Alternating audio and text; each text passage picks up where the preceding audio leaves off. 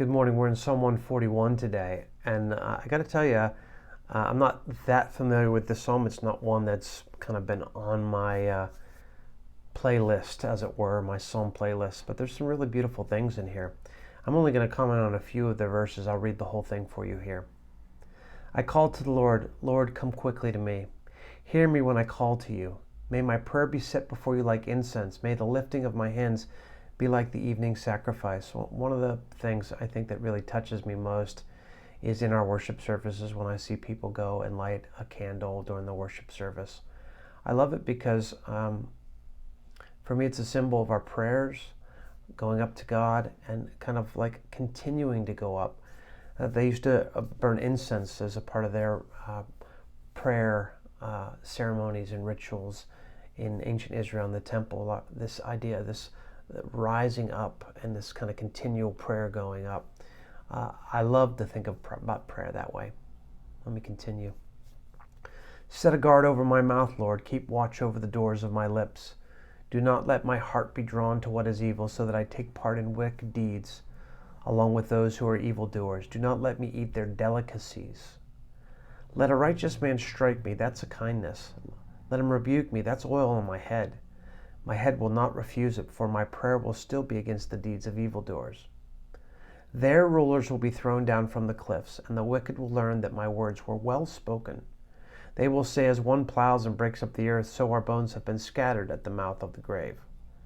No idea what that means. But my eyes are fixed on you, sovereign Lord. In you I take refuge. Do not give me over to death. Keep me safe from the traps set by evildoers, from the snares they've laid for me. Let the wicked fall into their own nets while I pass by in safety. I'll just say quickly, when I said I have no idea, we have to always remember that we're reading an ancient text, and that takes some effort sometimes to try to translate cultural things into our culture. Much has changed in 3,500 years. Sometimes we're still clueless.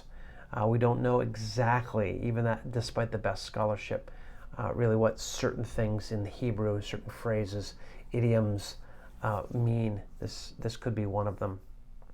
At the same time, we can say that even though it's archaic and sometimes hard to penetrate, it's amazing how it's timeless. It's universal. And so I really love in verse 3, set a guard over my mouth, Lord. Keep watch over the doors of my lips. I love the fact that the psalmist says also what the Proverbs, the writer of the Proverbs says, when many words are present, sin is not absent. And all the way to James, thousands of years later, saying a tongue is like a roaring fire. Who can tame the tongue? This idea of it's a human ailment. The tongue reveals what's in the heart. The heart's corrupt, and you can't even stop the tongue from revealing the corruptness of the heart, the broken places, the selfishness, the greed, the judgmentalism, the anger, the violence. This tongue is a thing of violence. And so what does spiritual maturity look like? Oftentimes it is, yes, both working deeply into the heart, so the heart feels different things, but it's also taming this tongue and not letting this tongue speak rashly. Sometimes the tongue speaks of thoughts that bubble up but are not even part of your character. So it's a personal maturity and thoughtfulness that is going to God saying, this thing here, Lord, and this thing here, transform this and put a guard over this. Because if this is not guarded, there's no way I can do the good that you want me to do in the world. There's no way I cannot go out into the world and not harm people unless this thing is quieted. So it's a good prayer for us. I'll just make another observation. Verse 5, let a righteous man strike me. That's a kindness. Let him rebuke me. That is oil on my head. Most of us don't like to be corrected. Here the psalmist says, listen, Lord, if you bring correction through a person that's for me, that's virtuous, that's good, that's righteous, I want to be that kind of guy. I want to hear that person. I want to take that in. I don't want to reject it.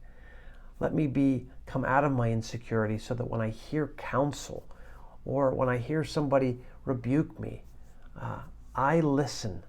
I listen and see what God is saying in it. Great advice for us today. Thoughts to think about deeply. Grace and peace to you.